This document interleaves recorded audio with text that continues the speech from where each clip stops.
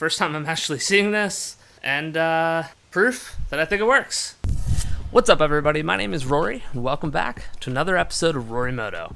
Today, we're working on a battery relocation box on the Honda CB500 Cafe Racer. Let's get into it.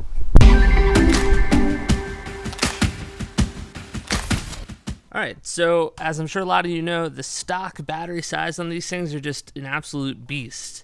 If you're trying to shed weight and find smaller things to tuck away on these bikes, this thing has to go. So I went ahead, I see a lot of people using these. I picked up a Shore-Eye, a small lithium battery. Picked this up from Cognito, and it says the world's lightest, strongest power sport batteries.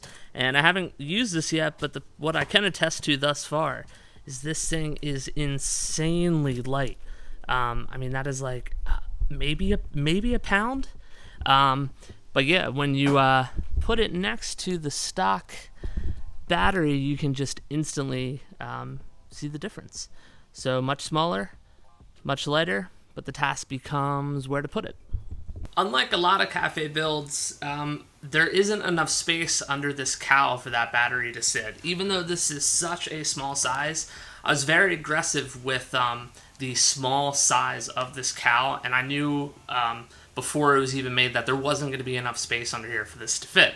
So even though there is, a void under here, and even though that kind of does fit, with this taillight bracket and just where this mounts and how this one back piece sits, it just was not feasible. So that was out of the question. I had to consider some other spots on the bike where I can mount this.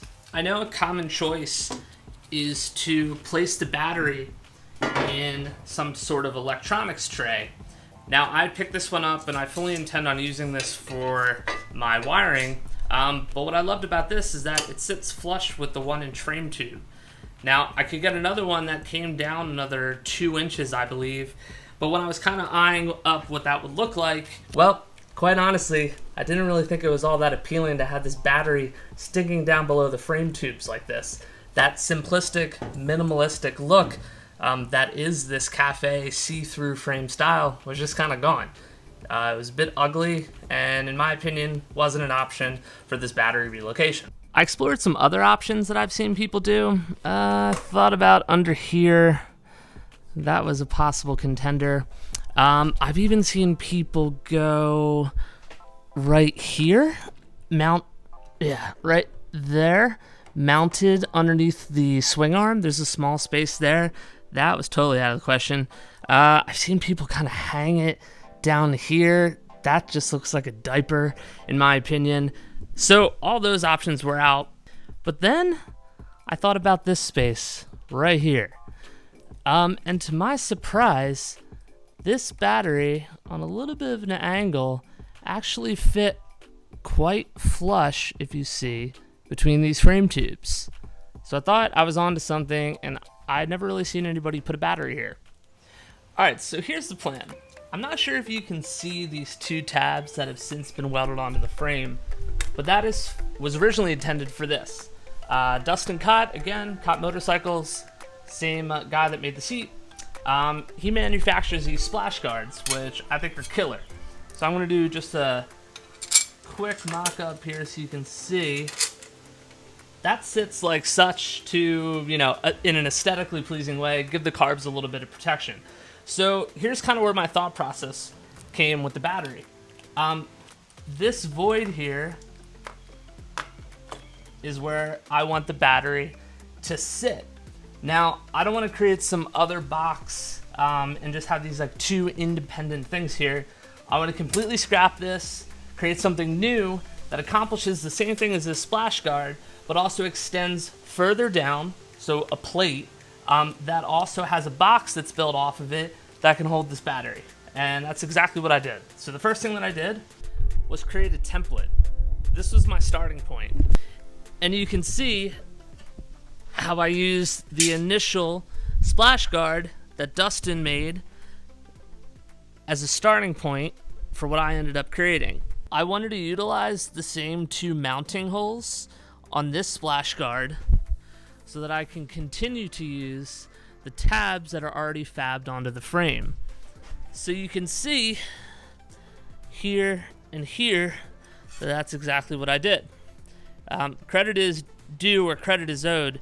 I started by literally tracing the first splash guard and then taking measurements of my frame to figure out how much further down I wanted this to extend.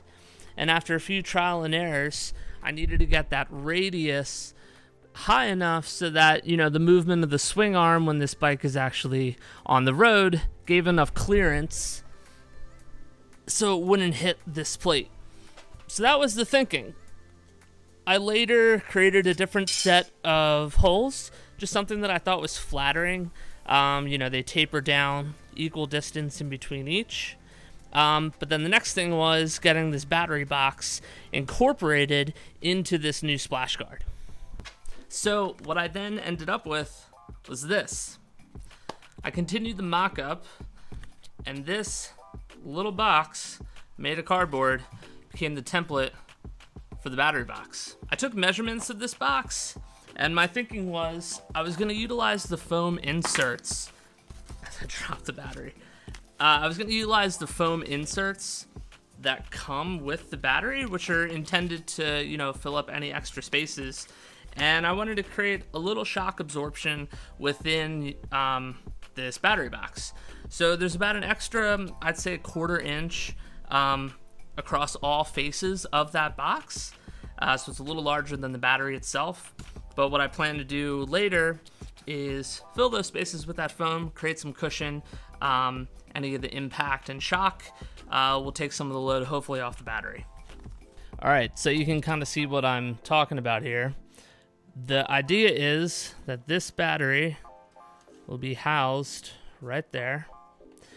There would be a plate on top, a plate on the bottom, but that right there, in and of itself, is the basis of what we're going for. So let's mock it up and we'll see what it actually looks like on the bike.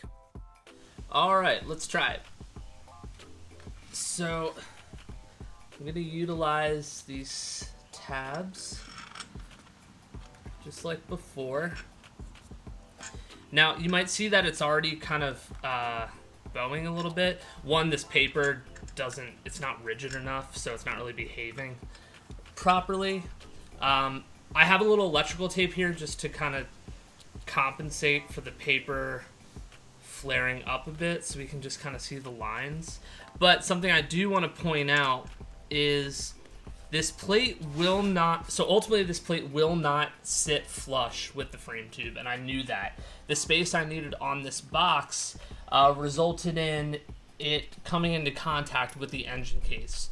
So I'm going to have about, I don't know, maybe 1/4 inch of space between the edge of this plate and the tube all around, but I have a plan for how to accommodate for that so that it doesn't look, I don't know, disconnected with the rest of the bike. But this is the first look. You can now see that this splash guard actually serves as a splash guard. So from a utility point of view, it extends down much further. You can see this radius will allow clearance from the swing arm. And our battery box is tucked away nicely. There's probably 1.5 inches of clearance from the top of the box to the bottom of the carb, so there's no issues there. And once this is all painted black, you really won't be able to see it. It's pretty discreet. I don't really think it's an eyesore. And as you can see, we still have this full empty space. So I'm very happy with this, and I've never really seen this done before. I wanted to show a couple different angles so you could kind of really see aesthetically what this looks like. Those 3 holes kind of give it a streamlined look. Even from back here, it's pretty cool. I'm very happy with it. But you can see how I utilized the mounting hardware. And then, obviously all of these wires will not be here, but you can get a peek of just where that battery box lives. All right, so I popped this off again because I realized the one detail I didn't explain were these 2 cutouts right here. And you might be able to guess that is so I have access to my battery terminals. When this sits inside here, and when the lid and the bottom of this box are on there, I need to have access to these terminals to connect my leads. So the thinking was, when this battery is in here, I can take my leads and actually have them be able to tuck right inside that front plate. I can connect them as I normally would, and when this lid is on, I don't have any issues. Okay, next we're gonna take that template and we're gonna trace it onto some 16 gauge sheet metal, and we should be good to go. Well, it's been some time since that last clip when we were working with this paper template. But now we have this. I don't know how to weld, but I worked with someone that does, and this thing turned out great. I couldn't be happier with it. I gave it a quick rattle can paint job, just so I can see it on the bike black. I'm gonna get it powder coated once it's all done. We need to get the battery secure in here. There's a couple details for that. We need to give it some finishing edges, and those details are what we'll go through next. Here's just an up-close look at it real quick before we get it on the bike. Don't mind the crappy paint job. You can see here's our terminal entry points. I'll talk about these tabs in a little bit. That's how we're going to secure the battery. But yeah, that's where we're at. If you recall earlier in the video, I mentioned that there was going to be some gapping here between the edge of the plate and the frame tube. I don't really think that looks that great. It's probably, I don't know, 3/8 of an inch. And I wanted to find a way to finish off the edge of this plate while also filling in this gap. So what I'm gonna try might seem a little weird, but this is just a test. This is some fuel line. And I put a slit in it, if you see, and I actually think that this will satisfy exactly what I need. All right, there we go. That's only a couple inches. This is just a test, but I think it looks good. I'm gonna cut out the rest, one long continuous strip, going from top, tucked under there, all the way along, down to the bottom edge. I'll give a little bevel on the bottom edge to meet that point. And yeah, I think those look good.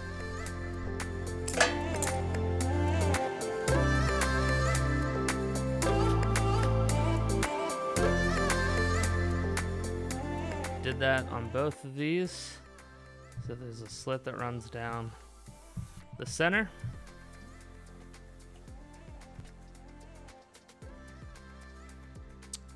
Okay, so this probably looks a little excessive, but basically because of the flex in the fuel line, it was bowing away from the edges of this plate that I wanted to follow. So I used a little quick adhesive, and I'm just setting this real quick so the rubber molding can keep shape. I ended up having to use a different fuel line. The other one wasn't really behaving. And all these lines, you know, messy, that'll all be cleaned up. This thing will be looking good. Next thing we're gonna do is finish off the top of this box. We're gonna give this all a finishing edge. These little indents, we're gonna use some grommets to finish that off, so this lid can sit nice on our battery box. I found this stuff called edge trim. It's intended for cars along doors. And I cut a length that'll run the full length of this side along the front, along this side. And it's got like an adhesive built into it, so it should stick in there pretty nicely.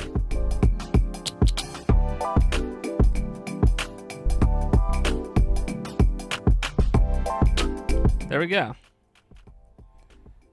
That'll give the lid something cushion to sit on. Let's get the battery in there. So, little foam along the bottom. Take our battery. That'll slide right in. And then I'm just gonna do one terminal for the time being to show this, but basically, through that hole in the front, that will slide right through. So you can see how that connects. And the cool thing is, we can now get a lid onto this box even while that battery's connected. So if you notice, there's these two tabs here and here. We're gonna utilize the stock battery strap.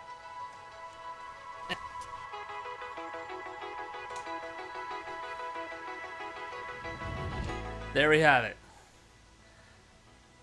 First time I'm actually seeing this, and proof that I think it works. concealed battery box.